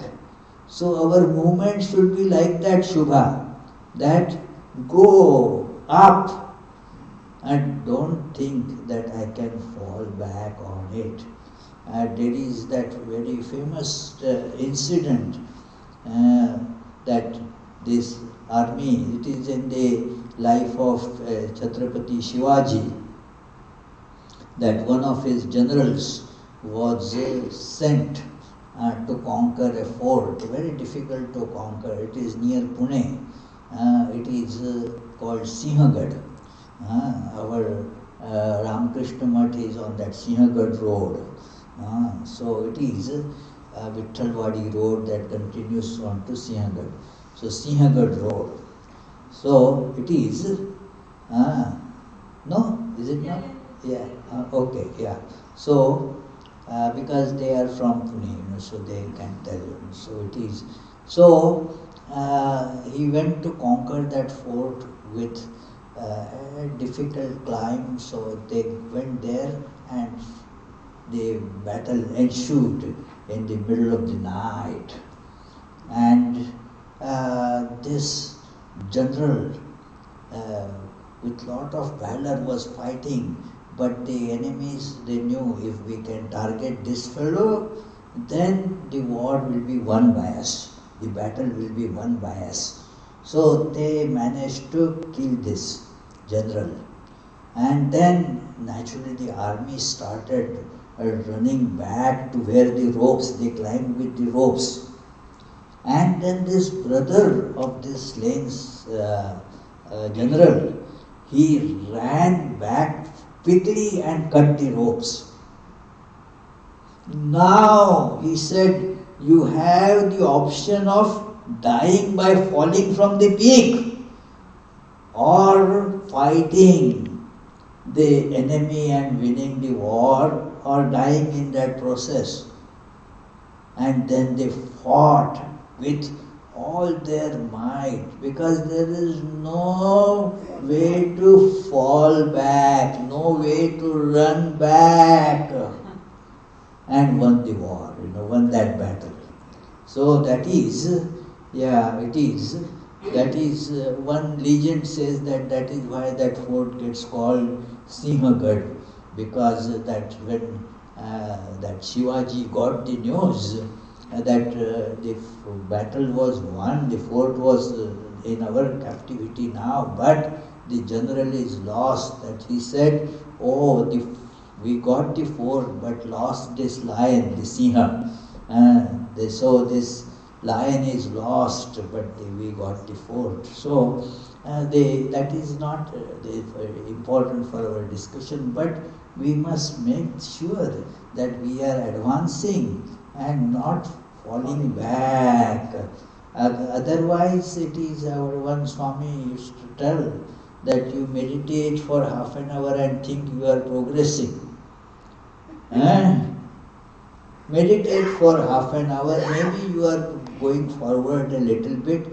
For all remaining 23 and a half hours, you are going backward, then that meditation has no effect. It is that I told you that story also, that a mischievous student used to go late every day to school. And then the teacher used to scold and spank and all, but didn't have much impact. So he would always give some excuse and all that. So one day he came very late, very, very late, even by his standard. So it is because it was raining very hard. So the teacher, why did you come so late? It is almost, the school is half finished. He said, look that rain. I started actually early this today because there are the rains. But then what happened was, it was so muddy there. I could not walk properly. I soon saw that I am taking one step forward and falling 2 steps backwards. And the teacher gave him a big slap. What nonsense are you talking? Then how could you reach the school? If you are falling 2 steps back. And the smart child said, that is what I also thought, and so started walking back to home.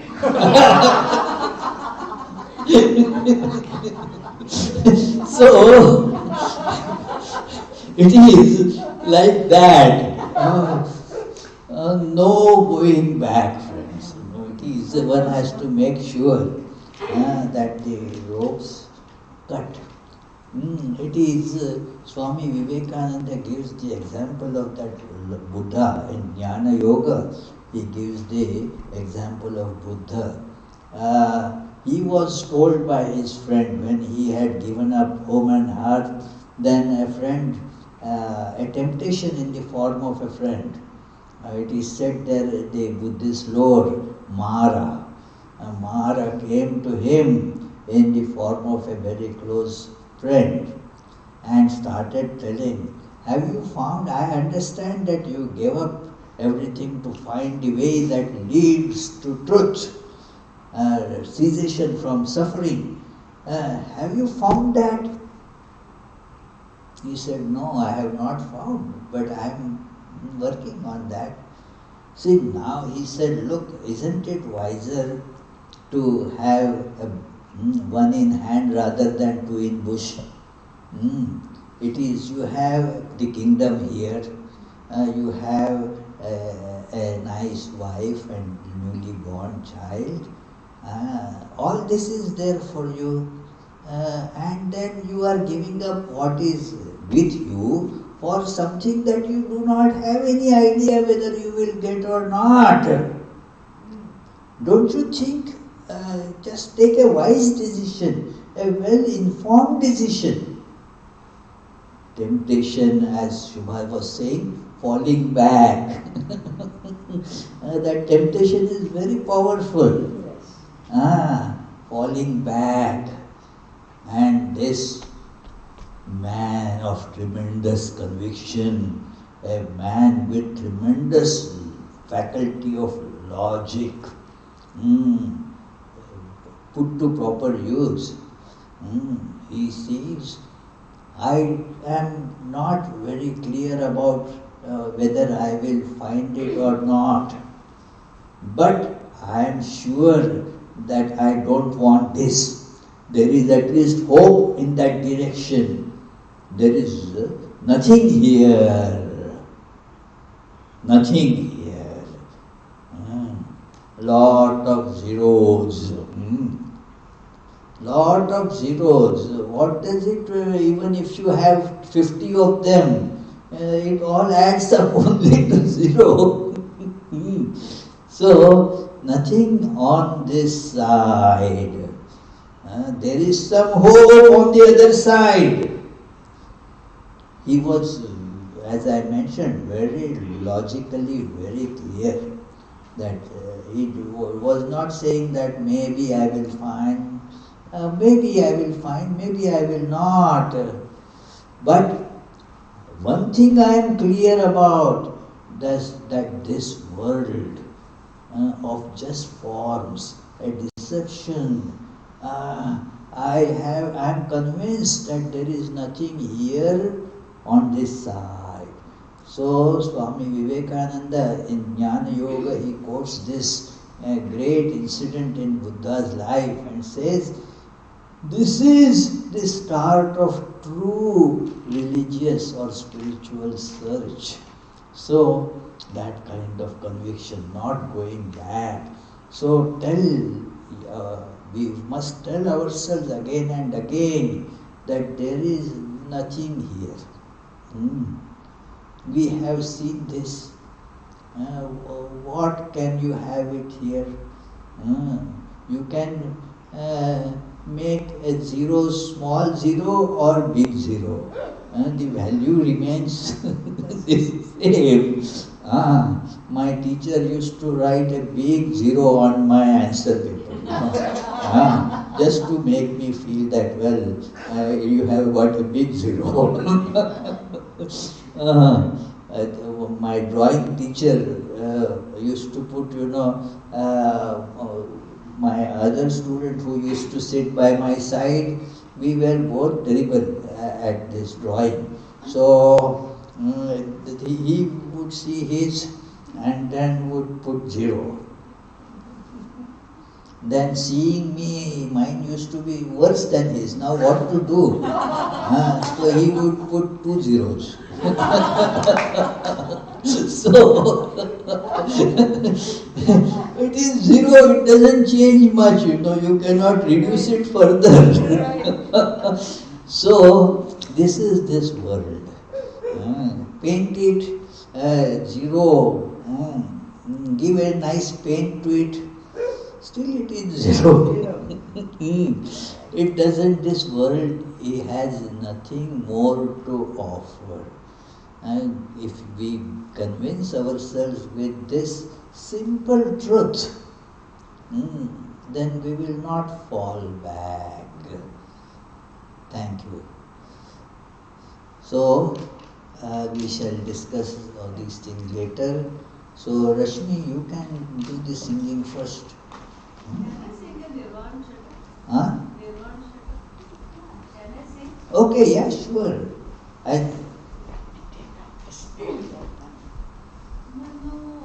Hey, please, can we put this microphone to her?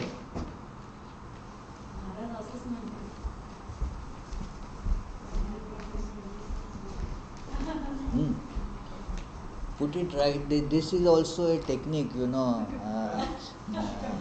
Yeah, I am yet to learn it, but you are more intelligent. You can do it better. Yeah, hold it without bending.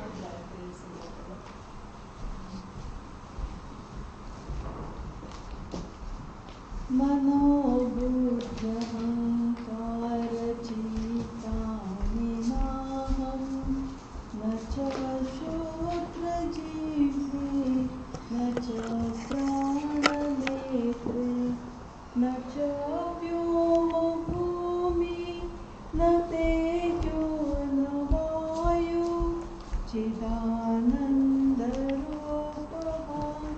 शिवोऽहं शिवोऽहं न च प्राणसंज्ञो न वै पञ्चवायो न वा सप्तधातु न वा पञ्चकोशः न वा पाणिपादौ न चोपस्थपायो चिदानन्दरूपः शिवोऽहं शिवोऽहं चिदानन्दरूपः शिवोऽहं शिवोऽहं न मे द्वेषरागो न मे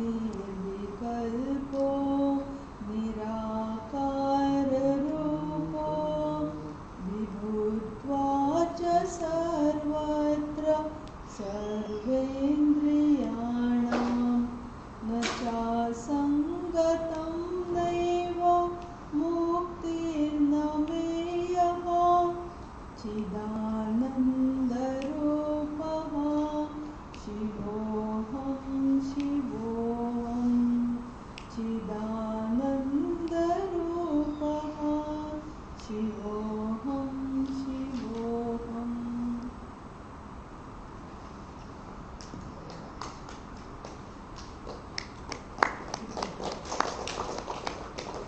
So let us say grace and join. Let us keep the spirit. Aham bhojanam naiva bhojyam na bhokta. While eating, and that is the idea in the grace that we say there also. What that line in the Nirvana Shatakam means is this. No, let it be. It is that I am not the food.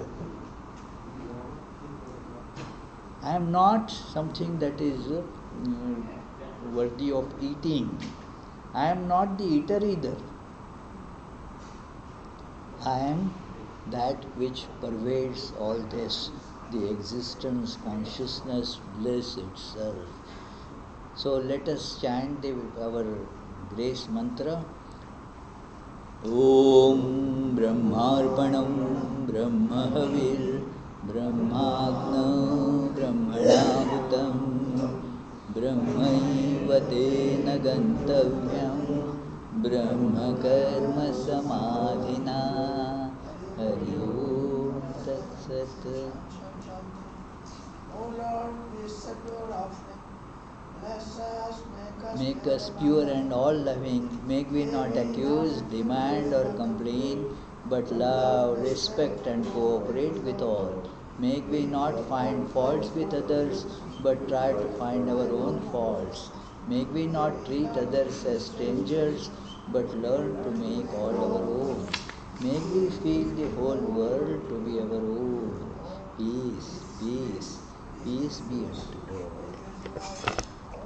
Shanti, Shanti. So please proceed. Whatever food is there, it is see what you are getting by your luck today.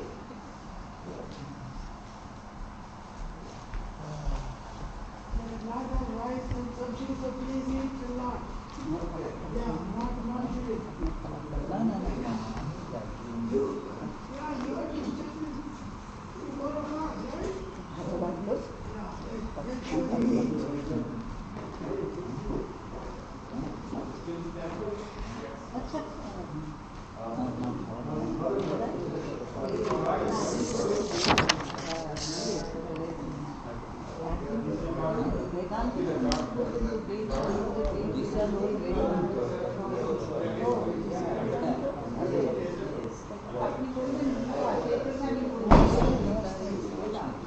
There were some, what happened to the extra sheets?